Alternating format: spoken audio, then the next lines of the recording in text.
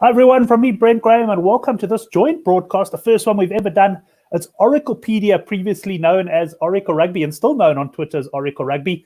And what we're going to do tonight is something a little bit different. We're going to have a trivia evening on golf, particularly with the majors starting, the PGA Championship. Gavin and I were talking this morning, and we decided, hey, let's do a little joint collab on the golf and see how it goes. So, Gavin Cohen, welcome to you, if I could say to...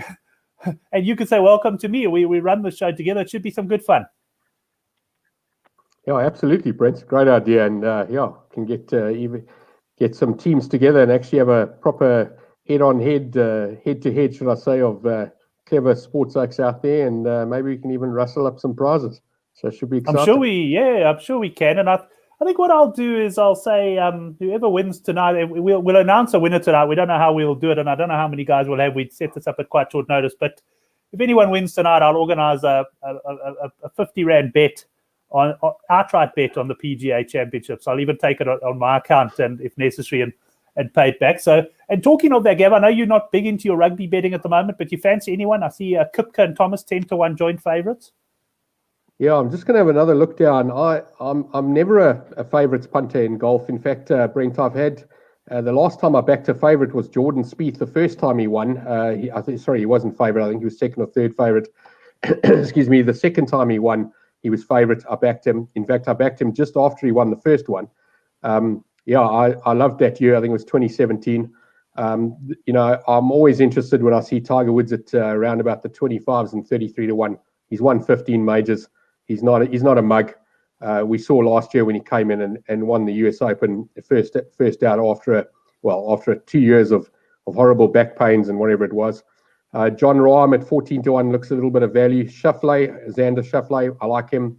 18-1 looks pretty good as well. But we do know, Brent, this particular tournament, excuse me, we've seen 100-1 winners quite frequently. So literally anybody can win. And as I said to you just before we went on, I'm more of a Sunday punter. So I'll have a couple of guys tomorrow morning. I know it starts quite late in the afternoon, and then I'll probably have one or two on Sunday as well. I normally pick guys that in the 7 or 8 guys that can win the tournament. I normally pick 2 or 3 of them, or sometimes just 2, or sometimes even just 1 if I think they've got a chance. Excellent. Well, let's get straight into the action, Gavin. We're going to alternate. I'm going to start off asking a question, and we'll see. We've got a few live viewers now. Hopefully we get some right answers there, and we'll run through. We've got 25 questions, so we'll run through them. So let's get straight into it. And the first question, golf question, is how many majors has Tiger Woods won up until the end of 2019? So in other words, up until to date, how many majors has Tiger Woods won? So let's see if we get any correct answers there. We got Cerebral Assassin coming in. Good evening. And let's have a look. See if we get any correct answers. At least we know we got one viewer in there watching us live, Gav. So excuse me. I think I may have given the answer away there in my talking about the tournament betting. Excellent. Yeah. Well, we can see. Did you know this off the top of your head, Gav? Yes, I think I gave it away while I was talking. In fact, I'm pretty sure I did. Okay. Excellent. Well, let me just double check my answer there. I'm just going to give the answer if we don't get any correct ones or any answers here.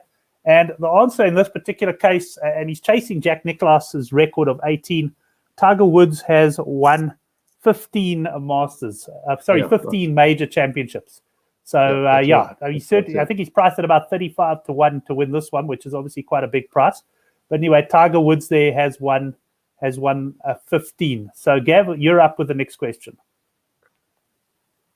All right, here we go. In total majors won by country, USA is first, obviously. Which country is ranked second in total? Australia, Spain, Scotland, South Africa, or England? So quite a few choices there. It's not as straightforward as it looks. Interesting question. I always enjoy setting questions. So this particular one I spotted straight away, and I thought it would be quite interesting. I must say, I did look at this one.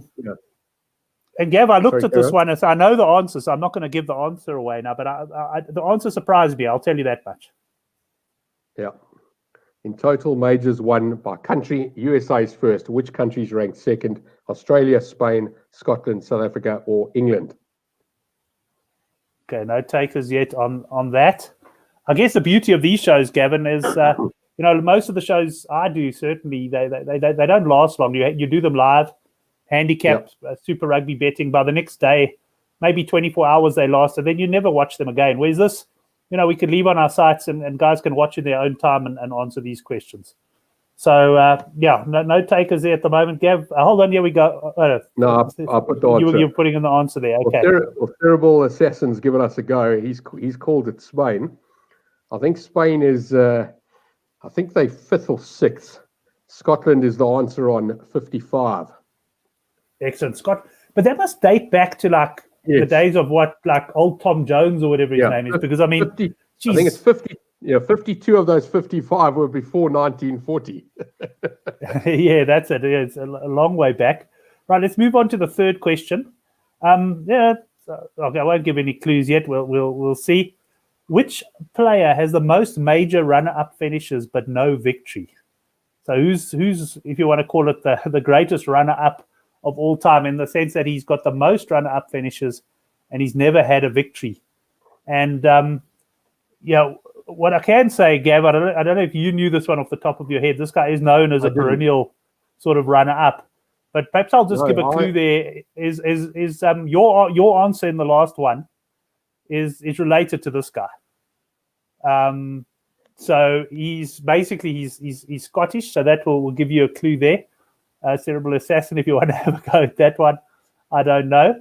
But I will. I'm just going to call the answer out in this particular case. The answer is, Gavin, is Colin Montgomery. He's had 5 runner-up finishes in his time. So 5 runner-up finishes is without ever winning a major. And he was, I suppose, at the time known as the best player never to have won a major. Right, that's question 3 done and dusted. All right, question, where are we up to? Number 4. All right, here we go. What is the 72-hole scoring record for the PGA, and who holds it? That's a toughie. This is not the number. So it's not 262 or 271 or whatever. It's the under par record.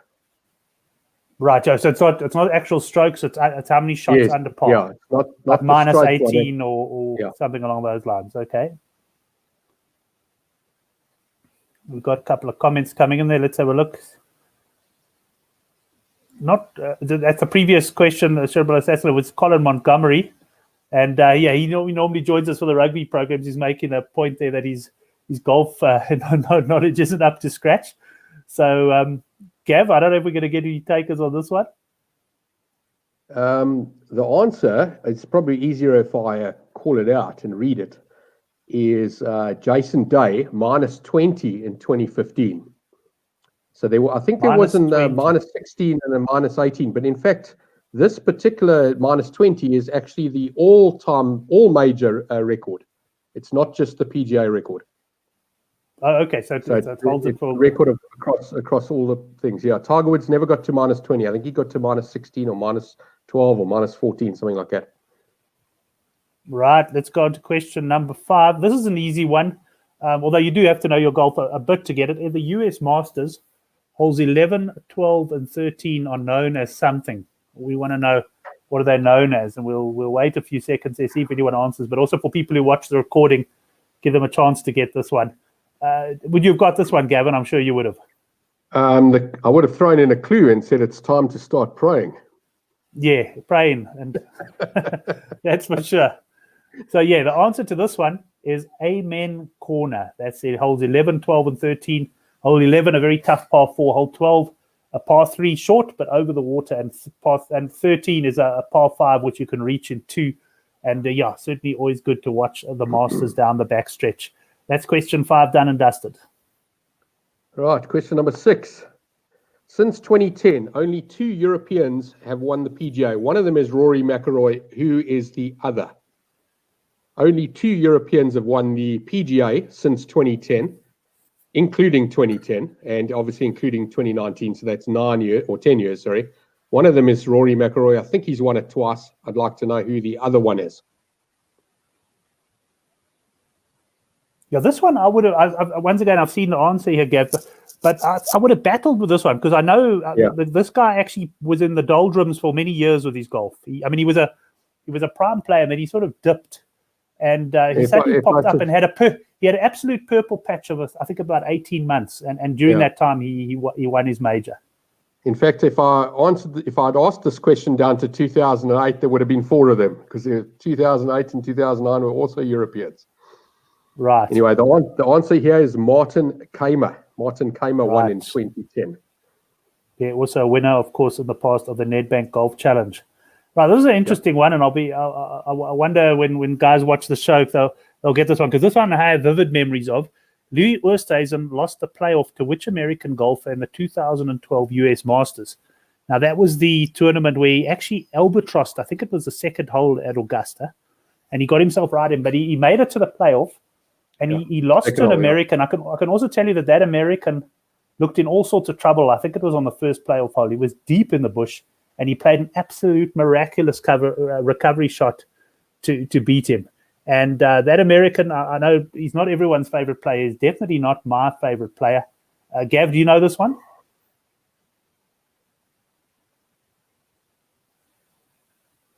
No, and my guess I know Bubba Watson won around about that time. If it wasn't him, no, I don't know. I don't know this answer. But you were spot on with Bubba Watson, actually. It was Bubba Watson. He beat the playoff in 2000. And that would have happened after the tournament where he was on that little mound, the little hill where he stuffed up and didn't win. I think that was the tournament before, or 2 tournaments before that. Oh, okay. Yeah, I don't remember that. Right. Next question, Gav. All right. Question number 8. Where are we? Here we are. Okay. Brandon Grace is the only player to score 62 in a major. Where did he achieve this and in what round? Apparently, there's about 60-odd people that have got 63. And he's the only one who's got 62. Plenty of them have got 63. So Brandon Grace is the only player, not just South African, only player to have scored 62 in a major. Where did he achieve this and in what round? So Grace is another player, Gavin. For me, he also went through a purple patch about 2-3 years ago. I mean, he was consistently in the top 5 in the majors. He hasn't really done much for a while now. And in fact, South African golf, for that matter, is just not as strong as it was a few years ago when we had Mickelson and Els and that sort of stuff winning. But anyway, let's hope we come back. I don't think we're going to get any correct answers there. What's it? The Open Champs. Yep. 2017 Open Championship at Royal Birkdale, and it was in the 3rd round. All right. Yeah. Let's go to the next question. He apparently didn't know until very late in the round that he was online for a record. But I don't believe that. Possible. Right, that was question 8. Question 9. This is quite an easy one for those who know the South African golf. Which South African golfer won the US Masters in 2008? So he pulled on the green jacket in 2008. 300 to 1 or something. He was a big price. In fact, it was the year after Zach Johnson, or the year before Zach Johnson, because I know he was also a massive price at the time. Zach Johnson was also a big price. I mean, I remember Zach Johnson winning the US Masters. He didn't go for one of the par 5s in 2. He laid up every time. He was a very short hitter, and he still managed to birdie most of the par 5s on his way to victory there. But to a clue to the guys who might be watching on the recording is you'll hear this guy's voice. He's often in the commentary team these days. Yes. But his golf certainly dipped in the last few years. And we haven't heard much more of him. And the answer to this one is Trevor Immelman. That's Trevor Immelman, the South African golfer who won in 2008. On to question 10. And he got the phone call from Gary Player just before the final round. Yeah, that's it. Congratulating him or wishing him luck, eh? All right, here we go. Question number 10. 7 courses have hosted the PGA 3 times. Only one of them has hosted it 4 times. Which club is it? Southern Hills, Oak Hill, Oakmont, or Oakland Hills? I found a couple of hills and a couple of oaks. I can tell you what, I would be taking a flying guess at this one, Gavin. I wouldn't have a clue. I've heard of all of those courses.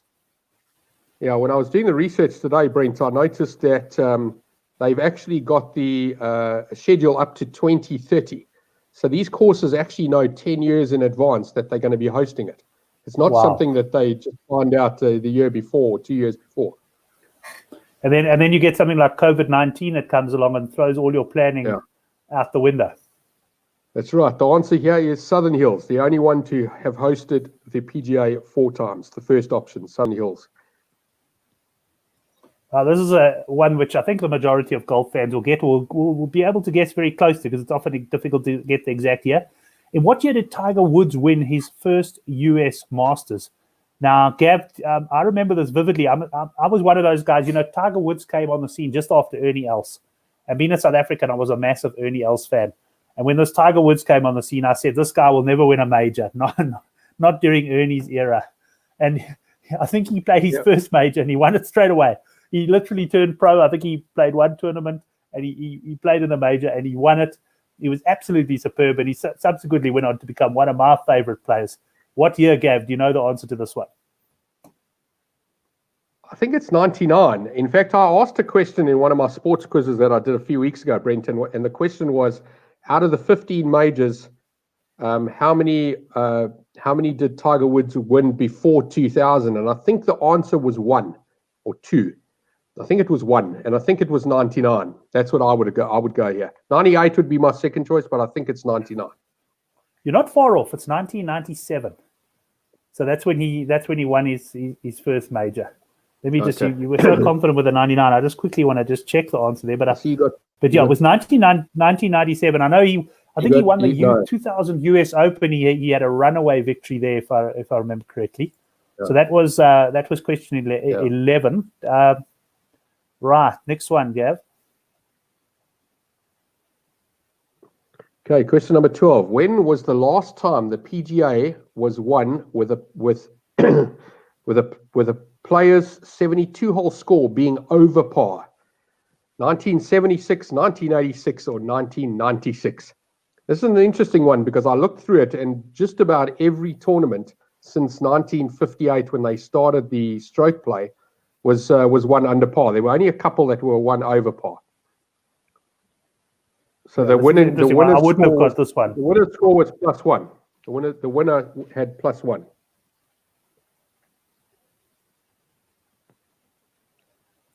Yeah, I must say I would be totally guessing on this one, particularly on the PGA, because I've never been as close to the PGA as some of the other majors. This is probably the easiest of all of them from a scoring perspective. Yeah, 1976 was the answer there. I was 5 years old. Didn't watch it. 5 years old, 1976. I don't even think you could have watched it because I suppose we didn't even have live TV coverage back then. Right, let's go on to the next question. That was question 12. Question 13. This is one I remember vividly because I had money on Ernie Els in 2004 in the US Masters. Which golfer did Ernie Els finish runner-up to in 2004? And it was a very close finish. It was, just one of those things for me. The guy who won, I'd back quite a few times as well. Gav, if I was going to give you a clue here, I would probably just start with the fact that he's an American. Well, the obvious answer, the immediate answer you would go to is Tiger Woods, because that's when he was really doing well. But I think this particular one was David Duval with the sunglasses. I've got to believe it was him. Incorrect, but I'm going to give you another clue. David Duval. No, David Duval only won once. He won in the Open Championship. Sorry, so it wasn't. I think he won the PGA. I think David Duval won the PGA champs. He won the PGA. Yeah, PGA at one stage was won by a lot of one major wonders. Do you reckon Duval won the Open? Yes, he won the Open. I'm pretty sure. Should we have a little wager on that? We can. The winner will get 100 Rand on a golfer. 100 Rand on a golfer on the PGA champs. Okay, I say Duval won the PGA and you say he won the Open. Well, let's put it this way. If he won the Open, I owe you 100. If he doesn't, you owe me 100. 100 bet on the golf. Okay. Well, anyway, the answer to the question, I'll give you another clue and you'll get it. I'll get you another clue and you'll get it straight away, Gav. Left-handed American. Left-handed American. Mark Weir. That's a Canadian. No, Mark Weir won 2003. Yeah, but that's Mickelson. Mickelson's a left-handed American who won in 2004. It must be Mickelson then. Yeah, Mark Weir was 2003, wasn't he? I can't remember where, but he was Canadian. Mark Weir. I do remember him winning. And it was like the last tournament he won. You're going to be putting 100 on for me. David Duval won 2001 Open Championship. Oh, were you talking about David Duval? Yes. I seriously thought you said David. I was thinking of Davis Love. Okay, Yes. now you said David you mentioned Duval the sunglasses. won 2001 Open. I just looked it up. Okay, sorry, man. I'm all mixed up. I owe you 100 Rand bet on the golf. No problem. I thought you were talking about Davis Love the third. Okay, no problem. Yes, Duval won that, and I think he also disappeared after that. He did. Question number 14. When Rich Beem won the PGA in 2002, sorry, I left the words PGA out there. What was his day job? Was he a carpenter, a cell phone salesman, or a tennis coach? And if you were watching at the time, you would have remembered that guy was 1,001. He was a massive outsider. He was a part-time golfer. He had a job. He got himself into that tournament by playing a regional qualifier, and ended up winning it. Yeah, I would have guessed. I probably would have guessed this correctly, Gav. Yeah, he was a cell phone salesman, believe it or not. He was selling phones out of the back of his car. He was driving around selling cell phones to people.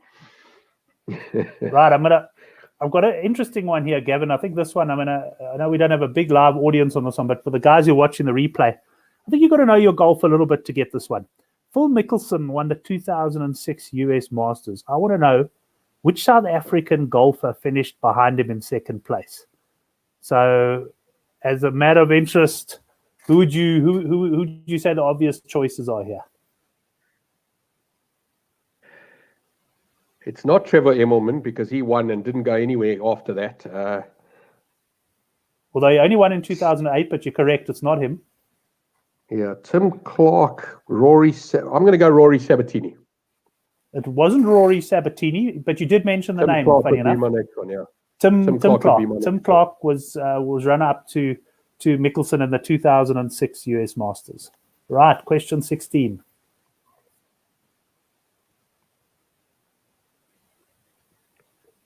Right, I see I've got all the long questions. Okay, so I did mention Strokeplay started in 1958, a little bit earlier. The biggest margin has been 8 strokes. In fact, the second highest has been 6 strokes. In 2012, Rory Mcllroy won the PGA by 8 strokes. Who was the runner-up that year? Jason Duffner, Phil Mickelson, David LYNN, or Jim Furyk? Do you know this? No, I don't know who was runner-up. I would, I've got a feeling it's the European in the group. David LYNN. Just a feeling because I remember him featuring very high up, and I can't imagine why you would have picked his name otherwise, because I don't know where you would have found his name. No, what I did is these four guys came second around that year. So 2011, 2012, 2013. Okay. That's where I picked all of them. In fact, 2013, Jason Duffner won. So it was David LYNN, 100% right. Right. Okay, that was question 16. Let's go on to question 17. This is something I knew because I was a big Jack Nicklaus fan as a youngster. Ooh. But I want to know, what year did Jack Nicklaus win his last major, and which one was it? So we all know that he's got 18 majors, and if I remember correctly, might be a little clue to give you an indication. I think he won at about 46. I think he won this major at about 46. Do you have any idea when it was, Gav, and which one it was? I think I do have the number in my head. For some reason, I read it somewhere years ago. It wasn't recently. But I also remember it being at least 10 years after the 17th one. There was quite a It was a long time up. It was a long way. He was certainly not one of the favorites heading into the event. Yeah, my guess here would be 1985. I think I'm right. And if I'm wrong, it's 1980. It's one of those two round numbers. 85 is my answer. And I'll just double check. 86. It was 86. And it was the US Masters that he won.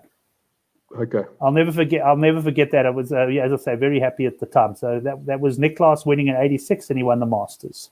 Question 18. Right. I asked earlier who had the record number of victories of majors. Excuse me, you mentioned a few countries. I'd like to know, out of these countries, which of them has more contestants this weekend? South Africa, Australia, South Korea, Spain, and Canada. And I can tell you it's reasonably close. Right. Well, Gavin, I must say, if I had to look at this, and I haven't had a look at this one, I would probably lean towards our friends from down under there, because I know Australia golf is very strong at the moment. South Africa, on the other hand, I don't know. We just don't seem to have as many players. But I could be proved wrong here. But I would personally go with Australia here.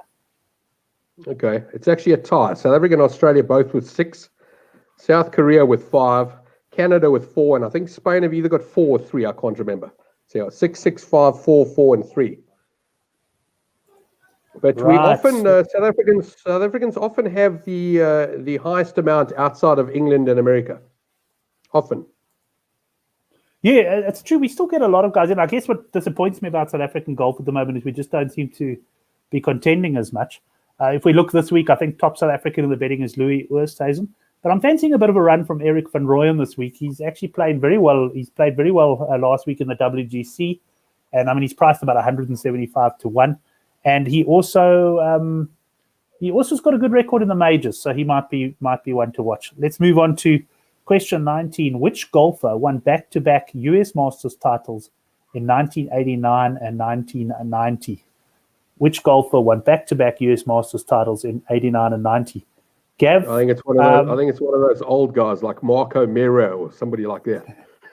Now, I can tell you Marco Mero won the Masters, I think it was 1998, and I remember it well because Trisha's I was engaged. Well, I wasn't even engaged at the time. My girlfriend at the time, who subsequently became my wife, we were looking after her parents' house. And geez, 1989, I was just out of school. No, getting married it wasn't 89. No, Mero didn't win. Mero won in 1998, okay. I think it was. But anyway, I remember it well because her parents didn't have DSTV. So we had to go to my parents' house to watch the golf. And shame, she had to sit up with me all night. And I think O'Meara pipped Tiger Woods. I think it was 1998. Yes, but that's right, not obviously the answer for this one. You're quite right. It's one of the old guys. I'll give you a clue. He's British and he's in the broadcasting team. Ian Woosnam. No, it's Nick Faldo. Nick Faldo won back-to-back US Masters titles. Oh, okay, I thought Nick Faldo won 93 and 92 or something. That's interesting. Okay, I didn't know that.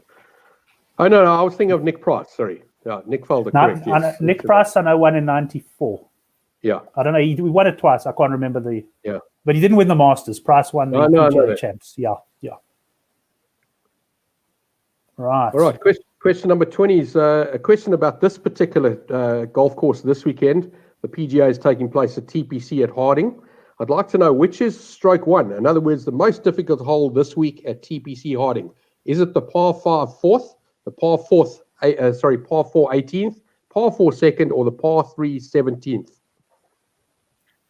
You really got to know your golf and studied hard on this one to get this one. Well, I suppose for golf punters in particular would definitely have looked around where they can get a decent price, because once the guys come out of these tough holes, if they've survived, they're a huge value, and if they've dropped a shot, if there's another guy that's especially on Sunday, a guy that you're looking to get a better price on, you want him to get into trouble here, or not into trouble, but the bookmakers that are pricing up in running often tend to price in the difficult hole.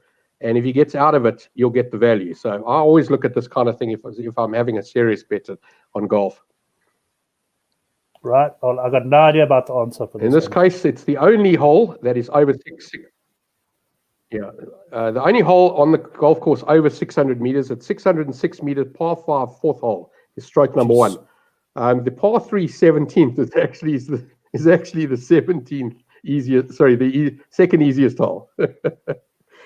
It's interesting though, because I don't think you'll get Sorry, carry on. No, I was just going to say the par 3 17th is the second easiest hole. The other 3 are stroke 1, 2, and 3. So I just put that one in there for a bit of fun. What's interesting there for me is it's very seldom that you get a par 5 playing as your stroke 1. I mean, normally the par 5 is the hole that the guys are looking to get on. So that's going to be tremendously long. And I do believe the long hitters. Yeah, the long hitters are going to be favored this week. From what I understand, it's going to be another monster if the TU wins it. Let's go to question 21. How many South African players have won the PGA Championship since the year 2000? So I won't wait too long on this one. how many South Africans have won the PGA Championship since the year 2000? Gavin, have a go at this one. Do you know it? 1. My answer would be 1. And your answer would be 1 too many. 0. No South Africans have won PGA Championship since 2000. Okay. And of course, Nick Price won it, but he was with Zimbabwe in 94. Yeah, and I thought you were going to ask me who it was, and that's what I was thinking, because I had no idea. Okay, let's go on to question 22. All right, question 22. In 2017, Justin Thomas won in a 4-way playoff. Which player was not in the playoff? Francesco Molinari, Patrick Reed, Louis Oosthuizen, or Jason Day? So which one of those 4 were not in the playoff with Justin Thomas? 3 of them were, 1 of them wasn't. Which one wasn't? Sure, that's a tough one. It is a tough one. I'm sure I can remember Louis being in a playoff around that time. We'd mentioned earlier it was also in the 2012 playoff for the Masters, but sure, aside from that, I'd take a fly here and say Patrick Reed, Gav. Nope, Jason Day. Jason Day, okay. Yep. Option D, or the last one. Well, both Jason Day and Thomas are quite heavily fancied this week. So, interesting to see how they go. And here we are with question 23. This is one that a lot of guys will possibly know. Who did Tiger Woods beat in a playoff in 2008 to win the US Open title? This was his 14th title because he then had to wait a tremendous long time till he came back out after all these scandals and injuries to win the Masters. So who did Tiger Woods beat in a playoff in 2008 to win the US Open title? Gavin, if you get this without having looked it up or seen it, then you know your golf. It was an 18-hole playoff, I can recall, and Tiger Woods was limping. He had a bad knee. He was limping, but he somehow got himself over the line.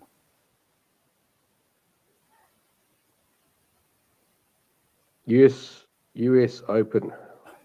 I can tell you it's a very... I think if this guy had beaten Woods, he would have gone down as one of those triple-figure winners without a doubt. He was a golfer who was around for a long time, but he was what I would describe as a journeyman golfer. He wasn't the type of guy who you expected to contend in the majors. I think I know his name. He's Chris DeMarco. No, it was Rocco Mediate. Oh my gosh, yes, I remember that. Okay. DeMarco. He was leading for a lot of the tournament. I stand to be correct, but I think DeMarco Woods' battle was at the US Masters in 1999, I think, when Woods chipped in on the 16th. Correct. Sorry, Rocket Media's right. In fact, that 2008, Fred Couples was involved as well. He was very close. I think he came 3rd or 4th. Right, and then the next question, 24. Right, in 2014, Rickie Fowler placed top 10 in all 4 majors and did not win one of them. How many times has this happened before? Once, 3 times, 13 times, or 23 times? So Rickie Fowler placed in the top 10 in all 4 majors and didn't win one. And this is reasonably rare. I mean, you can see by the numbers of options there. It's not that common. And we've had 100 years. Right. I would say that it's, well, not that common. I don't think it's that uncommon. Well, it's not that we've had, in fact, no, hold on. It's actually not, I'm thinking of it wrong here. It's not that we've had 100 years. We've had 150 players playing 150 years, or 300 people playing. So there's been quite a lot of people had the opportunity of being in this category. In fact, there's probably been, I'd say, as much as 3,000 or 4,000 people have arrived in this, have had the opportunity to be in this category. Well, I would narrow it down to options 3 or 4 there, 13 or 23, and I'm going to take a flyer and say 23. 13 is the answer. In fact, 26 people have achieved top 10 in all 4 majors, and half of them didn't win the tournament. So 13 of them didn't have a 1, and the other 13 at least won one tournament. Okay, interesting one. And the last question I think belongs to you, Gav. Yeah, I put the last one in as well. Sorry. Okay, so question number 25 of the 6 golfers, I think this is a similar question to what you asked earlier, actually, now that I'm thinking about it. Where was your Jack Nicklaus? Where was your question earlier? Well, it was right at the top. Question 3, which player is the most runner-up? Okay, no, it's not that. Sorry. Question 25. Of the 6 golfers who have won 8 or more majors, only one has recorded more runner-ups than wins. Who is he? Yeah, it's pretty much the same. The answer's I'll tell you what, I'm not going to mess you around there. So I'm going to give a bonus question here, Gav. Okay. Okay. You don't know this one, and I'll quickly type it out. Well, just swap it with 25 so it stays on the screen for later. Well, let me just quickly read I looked at this one earlier. Okay, this is an interesting one. It's a big shock. Let me just make sure I typed it right. So the bonus question, Gavin, let's see if you can get this one. Which New Zealand golfer won the US Open in 2005? The bonus question. I know the answer because he took on that Scottish guy. I think he was Scottish, Paul Lawrie, in the match play. And they went 36 holes, and I think they even had playoff holes. And I was on him. It was Michael Campbell. Yeah, Michael Campbell won the US Open. If I remember, he won it with a score of like +1 or something like that. It was really, really, really tight. So I remember that because he played Paul Lawrie in the match play tournament, and the final was a 36 hole, and I think they played some extra holes. And at one point he was leading by 3, and then he was down by 3. It was an absolute roller coaster. Similar time as well, around 2005. Michael Campbell was playing very well at the time, and then also faded into obscurity like many other golfers. And also, I guess the one thing about this question, which makes it a little bit easier, is the fact that I threw in New Zealand there because they haven't been. Yeah. New Zealand have not had a lot of sort of top-class golfers over the years. I mean, Australia have had plenty, South Africa plenty, but New Zealand haven't had that many in the form of top-class golfers. But that brings us to the end of the quiz. Let's hope the guys watch. We didn't get a big live audience. Funny enough, Gav, right at the end, I see we hit double figures, but it was too late for the guys. Maybe 7 o'clock was also early, but short notice. But it was great fun doing the quiz with you, and I think we're gonna do some more quizzes together. We'll get guys in the studio, run a few competitions. Oh, absolutely, Brent. I'm happy to do this. I really enjoy it. Excellent. There's Steve Reed. Steve, tell us, man, do you still own racehorse? You still own a few racehorses, I'm sure. And are you having a bet on the golf? But yeah, I thoroughly enjoyed even researching the trivia questions. I've actually got quite a long list of trivia questions because my son is going to be doing some fundraising things for his school when eventually school gets back to normal. And I'm very keen to host a proper sports trivia evening. I'm really looking forward to that. And we're going to have topics from across the board. Yeah, I think also putting 2 people up against each other would be quite nice as well. Or 4 people, 4 guys, and having a go like that. I think that would be. I think people will enjoy that, and people will watch it as well. As we saw tonight, there were people watching while it was on live, and I'm pretty sure they were just watching and enjoying and answering on their own. You don't necessarily have to answer questions. I know my wife doesn't like doing these general knowledge quizzes and putting a name on there and the answer's wrong, and they put it on the screen, so she doesn't like that.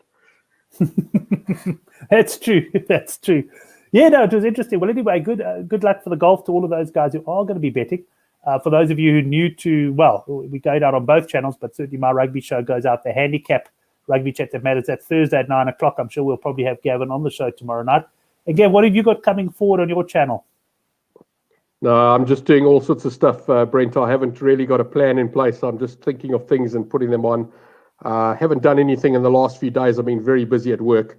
But over the next weekend, I should come up with a couple more things. So, yeah, just all sorts of stuff.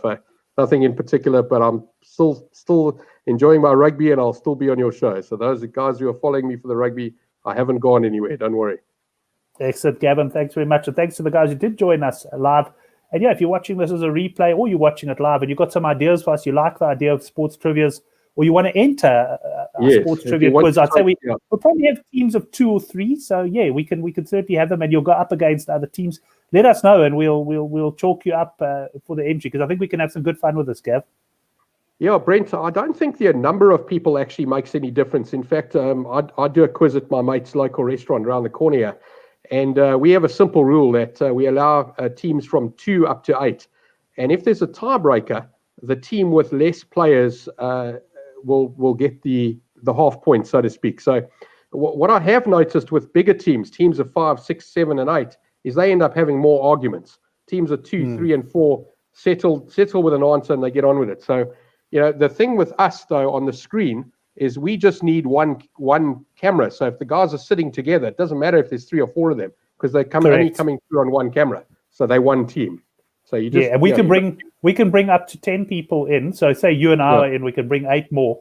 And if guys are on the same camera, that's fine. But of course now during lockdown, the chances are they will be separate. But we'll work on that and we'll either do it in pairs or whatever, and we'll have some good competitions. But thanks a lot, Gav. Enjoy the golf, and we'll chat to you tomorrow for the rugger. Yeah, 100%. Thanks very much, Brent. Cheers, guys. Thanks for showing up and watching.